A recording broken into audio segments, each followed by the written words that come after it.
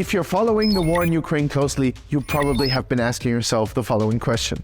What is going on with Yevgeny Prigozhin, the ex-convict who became close to Vladimir Putin through his catering business and who is now leader of the infamous mercenary group PMC Wagner? Wagner is fighting mainly in and around the vicinity of Bakhmut, the Ukrainian town which has been contested for months and months on end. So Prigozhin, the man behind a group that usually prefers to operate in the shadows of countries like Sudan, Syria, Libya and the Central African Republic, has in the past months been unusually vocal about his feelings, posting videos where he's shouting, screaming, insulting high-ranking politicians, and generally behaving in a very eccentric and unusual manner. Это чьи-то, отцы! И чьи-то сыновья! И те, которые не дают нам боеприпасы, будут в аду! Жрать их потроха, But where is this coming from, and what does it mean? Well, Prigozhin, since the start of the full-scale invasion, has more and more portrayed himself as the savior of a failing Russian army, implying that his PMC Wagner would bring a change of momentum and some success for Russia by taking, for example, cities like Bakhmut. He started a huge recruitment campaign, especially from Russian prisons, where he offered inmates a quick way out of their predicament. But his army of criminals was not as effective as he hoped, and Ukrainians just weren't giving up. After a failed blitz offensive, he tried to announce his victory anyway. In March, he poised himself on the rooftop of the main administrative building in Bakhmut, announcing the city was practically encircled and telling Ukrainian President Zelensky to abandon it. Уважаемый Владимир Александрович, подразделения ЧВК «Вагнер» практически окружили Бахмут. But as we all know, that never happened. Bakhmut at that point was already known by both sides as the meat grinder, with thousands of losses on both sides and fighting continuing till this day. А 8 октября 22 года начали операцию «Бахмутская мясорубка». So instead of Prigozhin's own personal victory, the city of Bakhmut became a glowing example of mismanagement and frustration on the Russian side, and that in turn has brought to life an internal conflict inside the Russian world of military and politics. How exactly? In the past weeks, Prigozhin's tone became a lot more aggressive. He started openly criticizing the war. Если нам надо идти до Днепра, то тогда года на 3. Если нам надо закрыть ДНР, ЛНР, ну, надо еще хотя бы годика 1,5-2 поработать. He especially criticized the apparent lack of ammunition, which he says the Ministry of Defense is purposely withholding, stockpiling it in warehouses instead of giving it to him. This culminated on the 5th of May when he filmed a video of himself standing in a field littered with dead bodies. The blood is still fresh, he said, shouting into the camera, screaming profanities, and directly holding Russia's Defense Minister Shoigu and Army Chief of Staff General Gerasimov responsible for the death of his fighters. Шойгу! Герасимов! Где боеприпасы?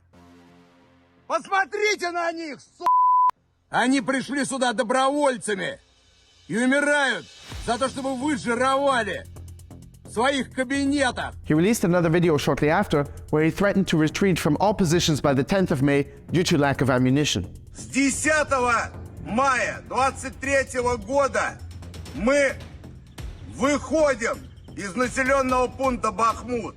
So at this point, many were thinking, okay, there are a couple of options here as to why he's doing this.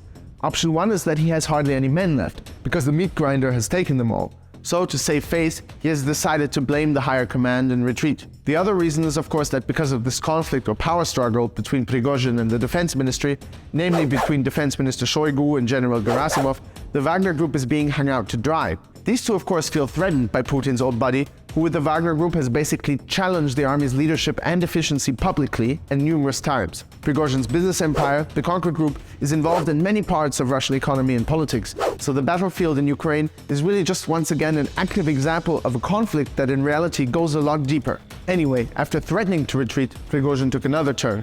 On May 7th, he claimed to have received some new ammunition, and on the 9th of May, he released a 27-minute-long video where he announced that he also received a letter from the Ministry of Defense stating that any retreat would be considered treason, and that because of that, Wagner would remain at least for a couple of days at their positions. He also said that the Defense Ministry had at least agreed to supply him with the necessary equipment. Вчера пришло боевое распоряжение, в котором было четко сказано, первое, важное, это в случае ухода с позиций будет признано как измена Родины. Это к нам обращение. О том, что обязаны снабдить группировку ЧВК «Вагнер» всем абсолютно необходимым.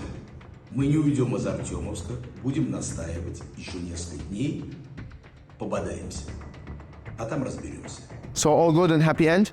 Not really. It looks like maybe Prigozhin and the army have found a short-term solution, but the tensions remain high. On the 11th of May, after a successful counterattack by Ukrainian forces and the subsequent retreat of Russians from a number of positions around Bakhmut, Prigozhin wrote an open letter inviting the defense minister to come assess the situation himself. The most weird, but maybe also the most meaningful quote and indicator of all this frustration is this one, which is also from his latest 27-minute blockbuster. And the happy old man thinks he's doing just fine. But what should the country do next? If he turns out to be right, God bless everybody. But what should the country do? What should our children, our grandchildren, the future of Russia expect? And how should we win the war if accidentally, and I'm just assuming, it turns out that this old man is a complete douchebag? So, you might be thinking, who does he mean by grandpa? And it's a valid question, because his usual enemies, like Defense Minister Shoigu or Army Chief of Staff Gerasimov, he usually calls by name. There is a third option, and it's that he's in fact talking about Vladimir Putin himself. Now, just one day after the statement, Prigozhin was worming his way out again, naming 3 different officials who he meant by old man, including a woman.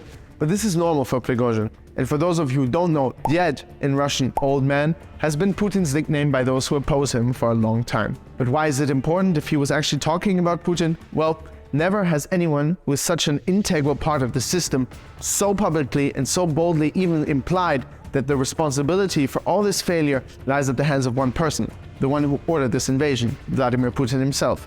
I mean, it was always clear that Russian failures cannot be rewritten or reinterpreted forever. At a certain point, glass is always full, people will always be fed up, and sooner or later, even old and loyal friends slowly start turning against each other.